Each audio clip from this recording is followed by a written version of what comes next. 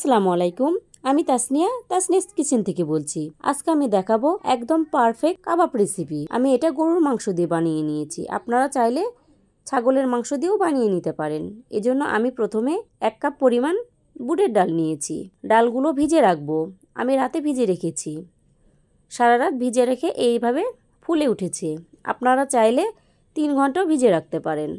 এবার ভালো করে ধুয়ে একটি প্রেসার কুকারে দিয়ে দিলাম। তার ভিতরে 250 গ্রাম গরুর মাংস দিয়ে দিলাম। এবার এর ভিতরে হাফ কাপ পেঁয়াজ কুচি দিয়েছি। এবার এর ভিতরে 2টি বড় এলাচ, কয়েকটি ছোট এলাচ, দারুচিনি, তেজপাতা, স্টার মশলা, জয়ত্রী ও জয়ফল একটু করে দিয়েছি। 1 চামচ পরিমাণ কাবাব চিনি দিয়েছি।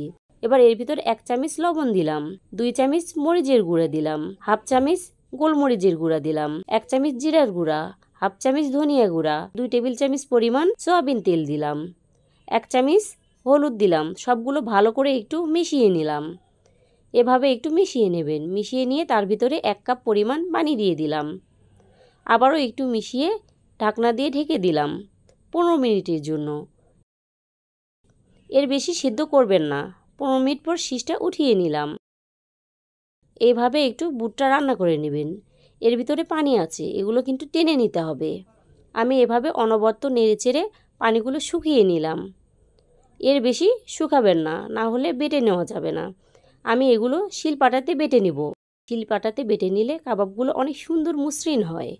এবার এর ভিতরে 1 কাপের একটু কম পেঁয়াজ কুচি দিলাম। তার ভিতরে 3টি কাঁচামরিচ কুচি দিয়েছি।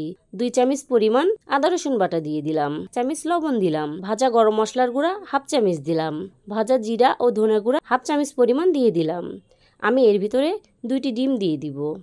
আমি কিন্তু কুসুম ব্যবহার করব না, শুধু সাদা অংশটাই ব্যবহার করব।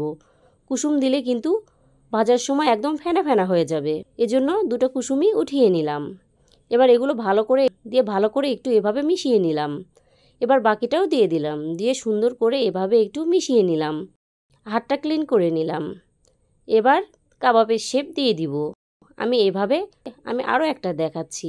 কিছুটা ডো নিয়ে হাতে এভাবে একটু ঘুরিয়ে নিলাম। এরকম একটু চ্যাপ্টা করে নিলাম। কাবাবগুলো বানিয়ে নিলাম।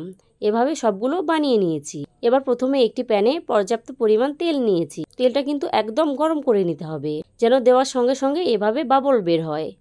আমি একটা একটা করে সবগুলো কাবাব দিয়ে দিলাম। এক পাশে হয়ে গেলে উল্টিয়ে নিলাম। আমি এভাবে সবগুলো উল্টিয়ে পাল্টিয়ে ভালো করে একটু ভেজে নিলাম। এভাবে আমি সবগুলো ভেজে নিব। আমার কাবাবগুলো সুন্দর একটা কালার চলে এসেছে। এবার এগুলো এভাবে উঠিয়ে নিব। এবার এভাবে তেলগুলো ঝরিয়ে উঠিয়ে নিব। সবগুলো কাবাবই উঠিয়ে নিলাম। এভাবে একবার কাবাব বানিয়ে দেখবেন, খেতে কিন্তু অনেক মজা লাগে। একদম বিয়ে বাড়ির মতো স্বাদটা চলে আসে। আমার রেসিপিগুলো যদি ভালো লেগে থাকে তাহলে আমার চ্যানেলটিকে সাবস্ক্রাইব করবেন।